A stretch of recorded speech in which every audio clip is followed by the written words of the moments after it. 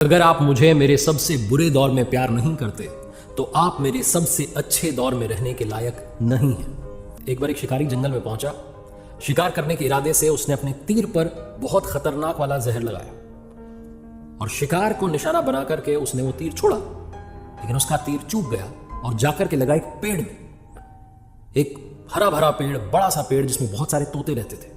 वो जो तीर था वो जाकर के जब उस पेड़ के तने में लगा तो धीरे धीरे वो पेड़ सूखने लगा। उस पेड़ में जितने तोते रहते थे एक एक करके सब छोड़ के जाने लगे। उस बड़े से पेड़ की कोटर में एक बहुत बूढ़ा तोता रहता था जो धर्मात्मा था, बड़े अच्छे मन का था। वो जो तोता था वो उस पेड़ को छोड़ने के लिए तैयार नहीं था।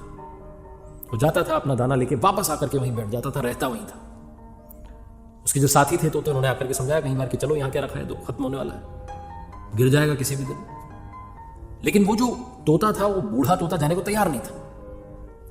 ये बात देवराजेंद्र तक पहुंची कि ऐसा एक तोता है जो एक पेड़ में जो सूखने को आया है, जिस पर जहरीला तीर लग चुका है, जो खत्म होने का है, उसमें रह रहा है। दाना लेके आता है, वापस नहीं रहता, छोड़ नहीं रहा है, जबकि उस जंगल में बहुत सारे पेड़।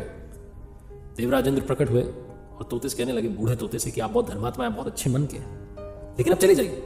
वहां तालाब के पास में बड़े बड़े पेड़, हरे भरे, उनके कोटर भी बड़े बड़े, उन पेड़ों पर फल भी लगे, आपको कहीं जाना ही नहीं पड़ेगा, आपका काम आराम से हो जाएगा। आप दाना खाएं, फल खाएं, जो खाना है खाएं, यहां से चले जाएं। जो तोता था उसने कहा कि क्षमा कीजिएगा, लेकिन आप ऐसी बात कैसे कर सकते हैं? इस पेड़ ने मुझे जीवन दिया, शिकारियों से मेरी रक्षा की, मेरी जान बचाई, हर मौसम में मेरे साथ रहा। ये कोटर मेरा घर है। इस पेड़ को छोड़ करके कैसे जा सकता हूं जिस पर मैं पला बढ़ा हूं? आज इस पर संकट आया तो क्या मैं इसे छोड़ करके चला जाऊं? ऐसा कभी नहीं कर सकता। देवराजेंद्र जो थे वो प्रसन्न हुए तोते की इस बात से कि कितनी खूबसूरत बात कही है। उन्होंने कहा कि मांगो, आपको क्या मांगना है?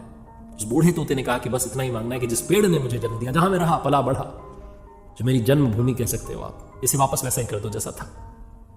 देवराजेंद्र ने अमृत से उस पेड़ को सींच दिया, वापस से वो हरा भरा हो गया। वापस उस पर आकर के बाकी तोते रहने लगे।